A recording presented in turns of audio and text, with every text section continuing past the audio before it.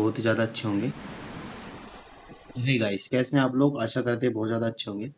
तो आज का बेसिक वीडियो है हमारा हाइड्रोजन को लेके होने वाला है। अब क्यों है, जैसे कि आप जानते हो कि क्लाइमेट चेंज हर रोज हो रहा है, हर दिन हो रहा है और इतनी तेजी से हो रहा है कि उसके बारे में कह नहीं सकते। तो उसी चीज को लेके हर साल, हर महीने, हर 6 महीने बाद कोई ना एक नई एक ऐसी एनर्जी का यूज किया जा रहा है जिसके बारे में आज तक हमने कभी सुना नहीं था, लेकिन उसको यूज किया जा रहा है।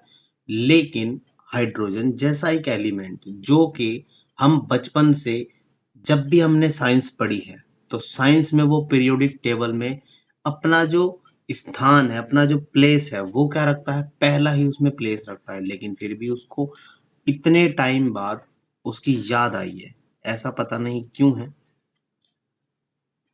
चलिए देखते हैं आखिरकार ऐसा क्यों हुआ कि इस चीज के बारे में हमें इतना लेट याद आया और क्यों आखिरकार याद आया। देखिए, क्लाइमेट चेंज क्या है, सभी जानते हैं कि एक सस्टेनेबल एनर्जी, ओजोन लेयर वगैरह, इन धीरे धीरे इन सब चीजों को डिस्कस करेंगे। लेकिन फिलहाल इतनी डीप में ना जाते हुए ग्लोबल वार्मिंग की बात करें तो कोई भी ये नहीं चाहता कि ग्लोबल वार्मिंग 2%, यानी कि जब से स्टार्ट हुई है उससे ज्यादा 2% CO2 हमारे क्लाइमेट के अंदर नहीं बढ़ना चाहिए।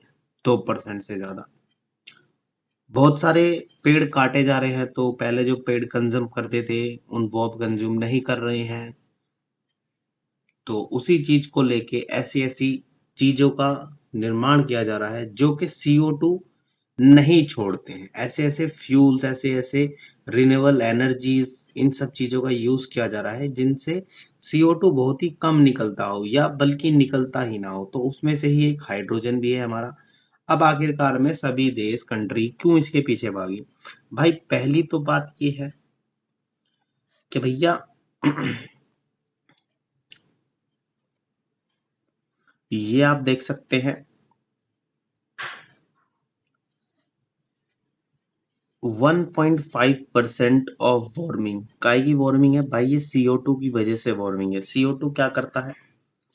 CO2 उन किरणों को धरती तक आने तो देता है, लेकिन जब वो जैसे जैसे तापमान ठंडा होता है उनको बाहर नहीं जाने देते, तो क्या होता है, क्लाइमेट गर्म हो जाता है उसकी वजह से।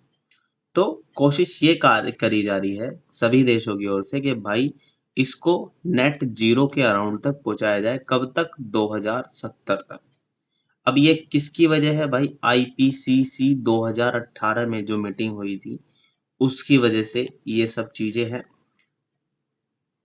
पहले जो था reaching net zero by 2050, IPCC 2018, लेकिन ये क्या होता है कि 1.5% डिग्री सेल्सियस तो इसको 2050 तक हमें लेके जाना है, लेकिन उसके बाद 2070 तक जीरो कर देना है। यानी कितना करना है भाई? नेट जीरो इसको लेके पहुंच जाना होगा।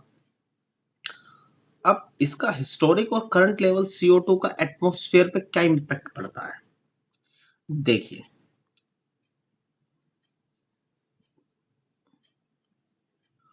एक्चुअली में होता क्या है, जब हम शुरू से बात करें, ये हमारा वो डाटा है जब हमारी स्टार्टिंग हुई थी, यानी कि इवोल्यूशन का जो टाइम चल रहा था। लेकिन ये हमारा, आप देख सकते हैं, वो डाटा है जो कि लगातार कंटिन्यूस, जब से हम बचपन में ये पढ़ते हैं कि भाई इंसान ने आखिरकार में आग का आविष्कार कब किया, लेकिन कोई ये नहीं जानता कि आग के आविष्कार होने की वजह से ही काफी सारी चीजें आज जो हो रही हैं वो प्रॉब्लम में आ गई हैं। तो ये जो डाटा आप देख रहे हो ना, ये जो लाल वाला डाटा है, ये क्या है? ये आप समय दर समय जैसे देखते हो ना, इस बार गर्मी में कितनी ज्यादा गर्मी बढ़ी है, तो ये उसी की ही एक वजह थी सबसे बड़ी।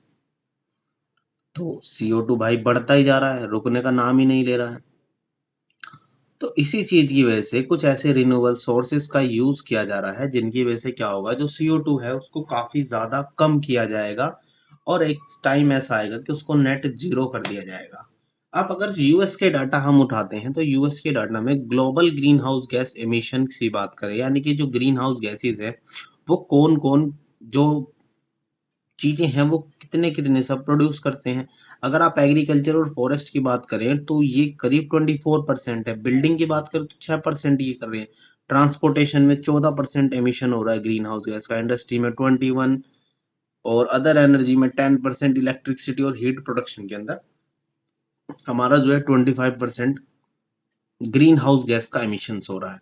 और अगर आप ट्रांसपोर्टेशन की बात करें, जो हमारा ये कहाँ चला गया, ये ट्रांसपोर्टेशन में जो 40% है ना, इस 40% को आप यहाँ से देख सकते हो कौन कौन कितना करा है। Light light duty cycle vehicles हो गए 59% है, मीडियम व्हीकल्स हो गए 23, aircraft 9%, other 5%, rail 2%, then ships and boats भी 2% कर रहे हैं।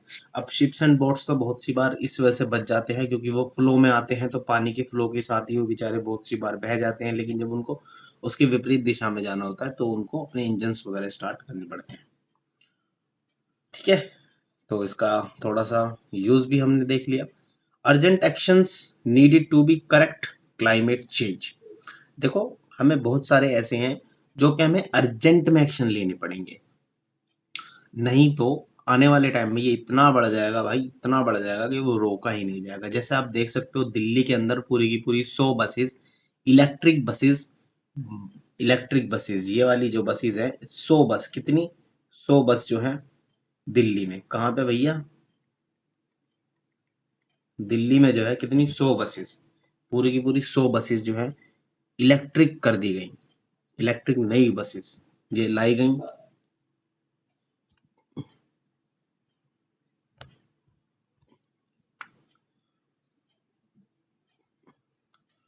और अब पहली बात करते हैं भाई, CO2 emissions of greenhouse gases and establish systems for CO2 sequestration। कैसे कैसे CO2 निकलता है, किस किस वजह से ज्यादा ये फैलता है। देखिए, minimize use of fossil fuel, क्या है, फॉसिल फ्यूल्स का हमें यूज कम करना होगा। अभी फॉसिल फ्यूल क्या होते हैं, देखिए फॉसिल फ्यूल क्या होता है, हमारा सबसे बड़ा जो ज्यादा यूज होता है कोई भी देश है वो करता है भाई, कोल यानी कि किसका, कोयले का यूज करता है। वो क्या करता है भैया, कोयले का यूज करता है। ठीक है ना, कोयले का यूज करेगा, पेट्रोल का यूज करेगा, कोयला, तेल, पेट्रोल, डीजल, यानी कि कोई भी ऐसी चीज जो जलती हो और जलने के बाद उसमें से धुआं निकलता हो। अब जब भी धुआं निकलेगा तो उसमें से कुछ ना कुछ जहरीले गैसेस निकलेंगी, लेड भी निकल सकता है, और आपका CO2 तो निकलता ही निकलता है, HNO3, सल्फर वगैरह ये भी निकल सकते हैं। अब दूसरी चीज है भाई, इस चीज को कम करने के लिए अगर हमने CO2 बढ़ाई है तो CO2 को ऐसा है ना कि कोई ना कोई चीज उसको खाने वाली चाहिए, तो हम क्या कर सकते हैं उसके लिए, प्लांट यानी कि ट्रीज लगा सकते हैं ताकि जो CO2 है, इस CO2 को प्लांट्स खा जाए। Sustainable agriculture and promote vertical farming. देखिए, जैसा कि हम जानते हैं भाई, फार्मिंग के अंदर ना बहुत ही ज्यादा बड़े लेवल पे, मैसिव लेवल पे क्या होने लगा है, मैसिव लेवल पे ट्रैक्टर्स यूज करते हैं। अब ट्रैक्टर्स में इतना ज्यादा ईंधन यूज होता है क्योंकि कई कई हॉर्स पावर के होते हैं, 200 हॉर्स पावर के एक एक ट्रैक्टर होता है, तो वो भाई इतना ज्यादा डीजल फूकते हैं, और फूकने के बाद उसमें जो CO2 निकलता है, वो CO2 बहुत ही मैसिव लेवल पे निकलता है, और मैसिव लेवल पे निकलने की वजह से वो बहुत ही ज्यादा, गांव आप देख सकते हैं, आज के गांव और पहले गांवों में इतना अंतर आ गया है कि गर्मी इतनी बढ़ गई है कि आप वहां पे ज्यादा देर रुक नहीं सकते हैं। शहर तो शहर, आप गांव में भी उससे ज्यादा है। Maximize use renewable energy via hydrogen as an energy carrier. देखिए, आप रिन्यूएबल एनर्जी का यूज कीजिए हाइड्रोजन को बनाने में। देखिए, हम, अगर आप जानते हैं, मान लीजिए मैं अगर ट्रैक्टर का यूज कर रहा हूँ तो मेरे को ट्रैक्टर का यूज ही करना है, तो उसके लिए मैं फॉसिल फ्यूल्स यूज करूंगा। अब फॉसिल फ्यूल की जगह मेरे को कोई ऐसा ईंधन लाना पड़ेगा जो कि मैं ट्रैक्टर में डाल दूं, और ट्रैक्टर में डालने के बाद उसको चलाऊं, तो मेरे को तुरंत ही अपना जो ट्रैक्टर है वो ना बदलना पड़े। तो उसके लिए क्या किया जा रहा है, हाइड्रोजन को एज अ एनर्जी कैरियर बनाया जा रहा है, किसी और एनर्जी को फूक के। जैसे फिलहाल अभी कुछ बिजली यूज करी जाती है, तो उससे क्या होता है, हाइड्रोजन बनाया जाता है। चलते हैं थोड़ा सा और, थोड़ी सी छोटी मोटी बात कर लेते हैं। जैसे देख सकते हैं, हाइड्रोजन क्या, hydrogen is the simplest and also most abundant element in the universe, यानी एबिडेंट है भाई, कहीं भी मिल जाता है, कहीं भी। आप मोस्टली आप जितने भी समुद्र में भी जाओगे ना, समुद्र में ऐसे बिखरा पड़ा है, जितना चाहिए उतना मिलेगा। The sun is essential a ball of hydrogen and helium gases. अभी सन भी क्या बना हुआ है, सन भी भैया जो हाइड्रोजन है और हीलियम से ही बना हुआ है। हाइड्रोजन फूकता है, फूकने के बाद वो हीलियम में चेंज हो जाता है, हीलियम फिर हाइड्रोजन में बन जाता है। मोस्टली जितने भी ग्रह बने हुए हैं वो इसी तरह से है। हाइड्रोजन एक्चुअली में सन के अंदर क्या होता है ना, सन जो है ना आपका सन, इसके अंदर इतने सारे हाइड्रोजन के ब्लास्ट होते हैं, इतने सारे हाइड्रोजन के ब्लास्ट होते हैं, यानी कि हर समय हर सेकंड इसमें ब्लास्ट ही होते रहते हैं, जिसकी वजह से ये क्या है, तपता रहता है। लेकिन यहाँ पे क्या हुआ है, धरती में एक ऊपर लेयर बन गई जिसको क्रस्ट वगैरह कहते हैं, उसकी वजह से ये ब्लास्ट होने रुक गए हैं, रेडियो एक्टिव एलिमेंट्स की वजह से। Hydrogen accord natural on earth. हाँ भाई, हाइड्रोजन क्या है, हाइड्रोजन आपको कैसे मिलता है भैया, हाइड्रोजन क्या है, बिल्कुल नेचुरल। कहीं आपको ऐसा नहीं है स्पेशल कोई खुदाई करनी है और आपको जो है हाइड्रोजन ढूंढना है, नहीं। आप पानी लीजिए, पानी यानी कि H2O लीजिए, उसमें से क्या भैया हाइड्रोजन अपने को मिल जाएगा। हाइड्रोजन सिर्फ अलग करना है ऑक्सीजन के अंदर से। कहने वाली बात है लेकिन बहुत ज्यादा आसान भी नहीं है। इसमें 4 से 5 प्रोसेस होते हैं, उसमें से कोई ना एक प्रोसेस यूज करना होता है, उससे ही आपका हाइड्रोजन निकल जाता है। Hydrogen combined with oxygen is water. Oxygen के साथ जब मिल जाता है तो क्या बनता है, H2O बनता है। हाइड्रोजन कंबाइंड विद कार्बन, अगर हाइड्रोजन कार्बन के साथ बनता है और डिफरेंट कंपाउंड है और हाइड्रोकार्बन है, found in natural gas, coal and petroleum. देखिए अगर आप पेट्रोल की बात करें, कोल की बात करें या गैस की बात करें तो इसके अंदर भी आपको हाइड्रोजन ही मिलेगा। ऐसा नहीं है कि इसके अंदर हाइड्रोजन नहीं होता, हाइड्रोजन भी इसके अंदर मिलता है। हाइड्रोजन एज एन एनर्जी, देखिए हाइड्रोजन को अगर हम एनर्जी की तरह यूज करें ना, तो भाई आखिरकार इसको प्रोड्यूस कैसे करेंगे। Hydrogen can be produce separated from a variety of sources including water, fossil fuel और biomass and use as source of energy और फ्यूल। ठीक है, देखिए वैरायटी है, सोर्सेज इंक्लूड है, वाटर चाहिए, फॉसिल फ्यूल चाहिए, कुछ ना कुछ जलाना होगा तब मेरे पास हाइड्रोजन आएगा अलग से निकल के, या मेरे पास बायोमास का मैं यूज कर सकता हूँ। बायोमास में बहुत सारे ऐसे मीथेन्स वगैरह होते हैं, बायोमीथेन होती है, उसका मैं यूज कर सकता हूँ। तो वही हाइड्रोजन क्या, hydrogen has the highest energy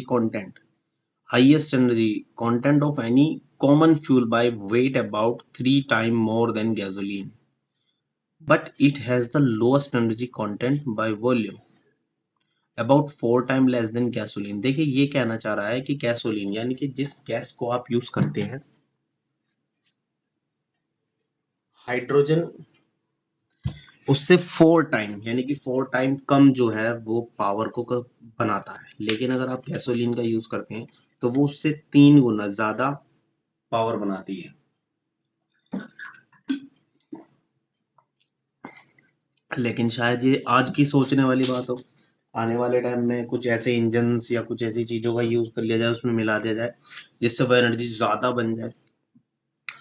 hydrogen is a versatile in terms of supply and use. It is free energy carrier that can be produced by many energy sources include renewables। देखिए यहाँ पे एक सबसे अच्छी बात क्या है कि हाइड्रोजन क्या है, एक सप्लाई है और यूज कर सकते हैं, और it is a free energy carrier. देखिए फ्री एनर्जी है, देखिए आप किसी भी देश को किसी सामने वाले से खरीदने नहीं जाना। इंडिया है, समुद्र में जाएगा, जितना पानी चाहिए उतना पानी का वो यूज कर सकता है और उससे अपनी हाइड्रोजन की जो आपूर्ति है उसको पूरी कर सकता है। हाइड्रोजन की आपूर्ति उसकी पूरी हो जाएगी और कितनी भी वो बना सकता है। प्रॉपर्टी ऑफ हाइड्रोजन, देखिए हाइड्रोजन की प्रॉपर्टी भी हमें जान लेना चाहिए, ठीक है ना। तो क्या है कि भैया first element in periodic table क्या है, पहला एलिमेंट है अपनी पीरियोडिक टेबल का। मैंने आपको बताया था, आप साइंस की क्लास में जब भी वो पीरियोडिक टेबल पढ़ोगे ऐसे करके 3 पीरियोडिक टेबल और एक नीचे लेटी हुई ऐसे करके पीरियोडिक टेबल वो जो बनी होती है, उसमें से कौन है भैया, पहला एलिमेंट है ये, सबसे धमाकेदार एलिमेंट है, सन को भी इसने बनाया हुआ है। On earth found only as compound, यानी कि अर्थ पे क्या है, ये कंपाउंड के रूप में पाया जाता है मोस्टली। H2O, जिस पानी को आप यूज कर रहे हो पी रहे हो वो क्या है, एक कंपाउंड है H2O का। H2 का H2O, जिसमें से H2 क्या है, हाइड्रोजन है, वो उसका कंपाउंड है।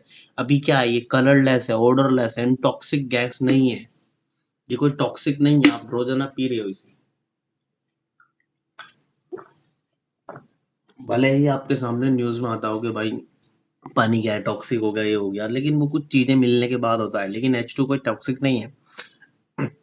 Under NTP condition, NTP condition क्या है कि भैया ये -253 डिग्री सेल्सियस पे लिक्विड बन जाता है। सबसे अच्छी इसकी खासियत है, अगर 253 -253 पे रखें ना, आज इसका यूज ना, हाइड्रोजन का अगर हम देखें तो यूज स्पेस में, आज से नहीं, स्पेस क्राफ्ट में काफी टाइम से हो रहा है इनका, तो स्पेस क्राफ्ट में काफी टाइम से हो रहा है। Fuel with highest energy density and lower volume density, यानी कि हाईएस्ट एनर्जी, एनर्जी ज्यादा देगा, डेंसिटी जगह के मुकाबले, और लोअर वॉल्यूम, वॉल्यूम आपकी जगह कम खरीदेगा, क्योंकि वो खरीदेगा, कम घेरेगा, क्योंकि होता क्या है कि इसको काफी ज्यादा गैस है, तो गैस, गैस को क्या किया जाता है, कंप्रेस कर दिया जाता है। जैसा आप देखते हो ना, सीएनजी क्या है, एक कंप्रेसिव गैस है, highly effective reducing agent for industrial purpose, most abundant element in the universe. Mass fraction of hydrogen is 739,000 ppm of 75% normal matter.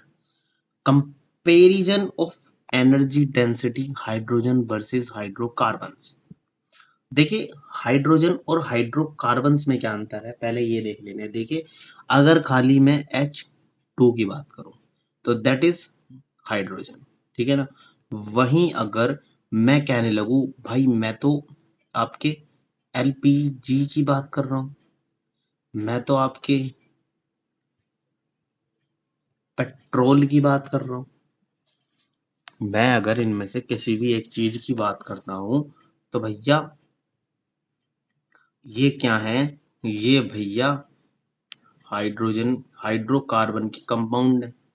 क्या है ये, हाइड्रोकार्बन्स हैं, इन्हीं को ही हम कहते हैं हाइड्रोकार्बन।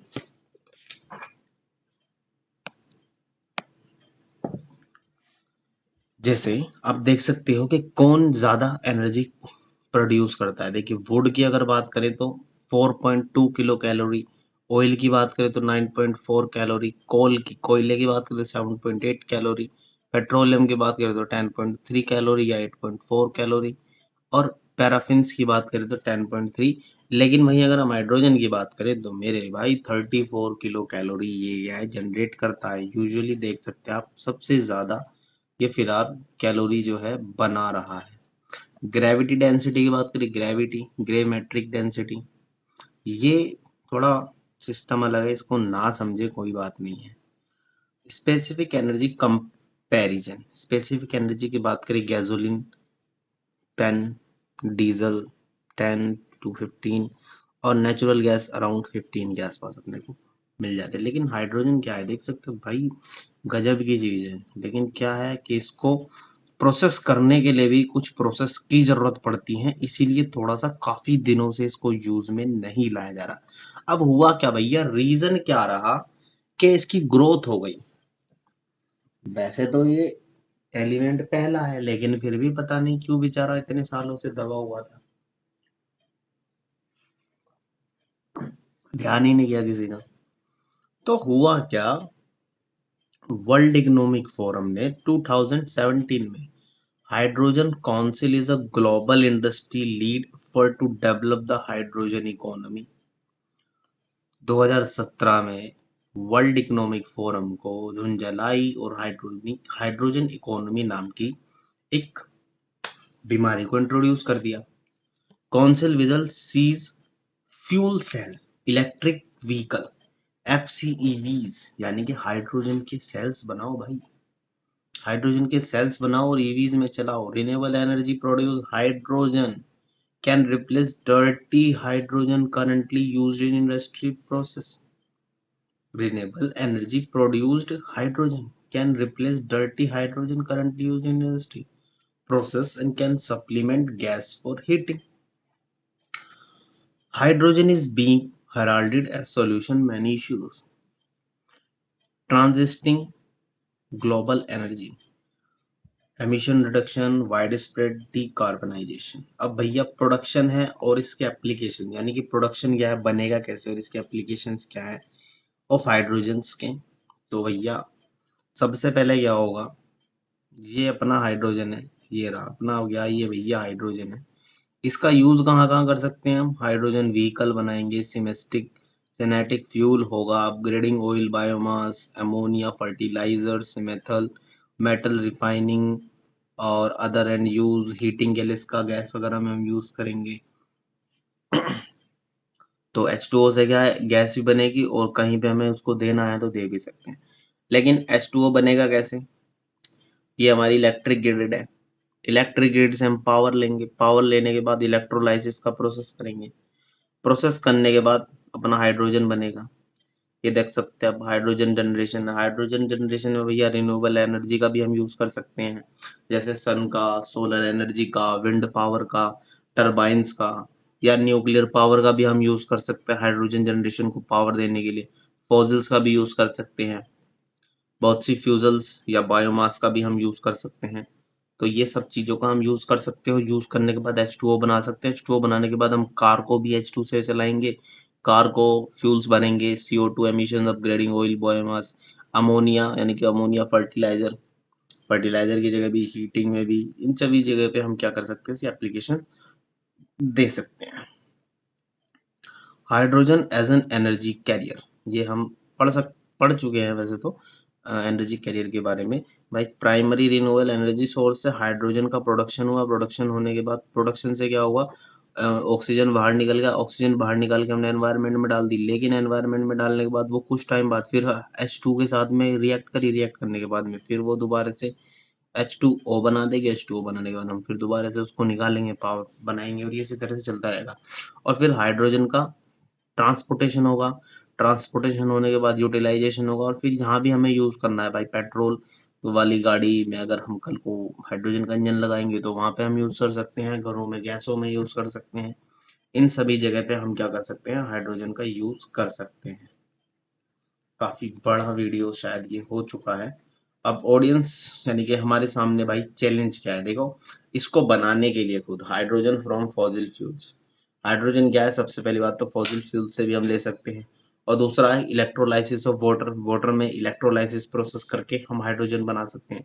दूसरा है फोटोकेमिकल और photochemical production of hydrogen, direct thermal decomposition of water, trash of hydrogen with high temperature plasma. In 5 process का हम यूज करके हाइड्रोजन को बना सकते हैं। मेथड ऑफ प्रोडक्शन, हाइड्रोजन हमने इसमें से दो वाले जो प्रोसेस है, इलेक्ट्रोलाइसिस और फॉसिल फ्यूल, इन दो को हम ऊपर बात कर चुके हैं। अब ये 7 कुछ प्रकार है सुपर ग्रीन H2, इनको आगे कभी हम प्रोसेस करेंगे, क्योंकि मेन जो है, अगर हम इंडिया की बात करें तो इंडिया भाई इसके ऊपर ज्यादा फोकस है, इलेक्ट्रोलाइसिस ऑफ वाटर। इसमें क्या होता है, बिजली डाली जाती है H2O के अंदर और उसमें से ऑक्सीजन बाहर करी जाती है और हाइड्रोजन को सिलेंडर्स के अंदर भर दिया जाता है। प्रोडक्शन ऑफ हाइड्रोजन इस मैप के माध्यम से आप बहुत अच्छे तरह से देख सकते हो। देखिए सबसे पहले क्या होगा, सोलर विंड है, प्राइमरी एनर्जी है, सेकेंडरी एनर्जी क्या है, अपने पास इलेक्ट्रिसिटी है, और फिर क्या है, अपने इलेक्ट्रोलाइसिस का प्रोसेस हम करेंगे और हमारा क्या होगा भाई, हाइड्रोजन बन जाएगा। अब एल्गी फ्रॉम सनलाइट, सनलाइट से हम एल्गी वगैरह बना सकते हैं, उसके बाद एल्गी को फूक सकते हैं, और फिर बायोकेमिकल कन्वर्जन के माध्यम से क्या करेंगे, फिर हम हाइड्रोजन बनाएंगे। लेकिन इसमें क्या होगा, इसमें हमें फिर से फिल्ट्रेशन वगैरह करना पड़ सकता है, तो उसमें भी क्या होगा कि फिर दोबारा इलेक्ट्रिसिटी का यूज हो सकता है।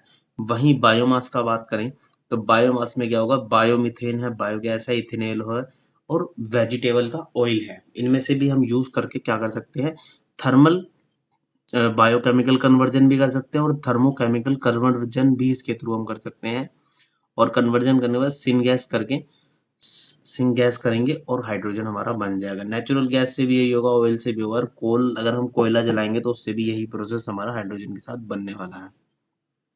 करंट प्रोडक्शन ऑफ हाइड्रोजन की बात करिए तो ये ऑल ओवर हाइड्रोजन है। इसमें से क्या होगा कि रिन्यूएबल एनर्जी के थ्रू हम जो बनाते हैं, ग्रीन वाले में से आप देख सकते हो केवल हम अभी 4% उसके थ्रू बना पा रहे हैं, लेकिन नेचुरल गैस से अगर हम ये वाला बात करें तो 48% है, ऑयल से हमारा 30% है। देन कोल क्लासिफिकेशन से कोयले की बात करें तो अभी हम 18% इससे बना रहे हैं। From current hydrogen production 700 metric वगैरह ये कुछ हो जाता है अपना, मिलियन मीट्रिक टन हो गया ये।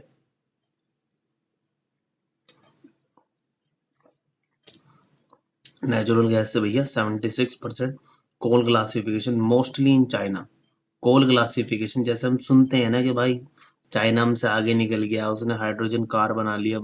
नितिन गडकरी साहब गए चाइना, वहां उन्होंने देखा कि भैया ये सब सब हाइड्रोजन से चल रही है, तो उनके भी दिमाग में आया कि भैया अपने देश में तो हाइड्रोजन की कमी नहीं है, जितना पानी चाहिए उतना पानी ले लो, तो अपन क्यों नहीं कर रहे हैं इस चीज को। तो ये सब चीजें देखो, और इलेक्ट्रोलाइसिस से 2% केवल अभी हम जो है उसको बना पा रहे हैं।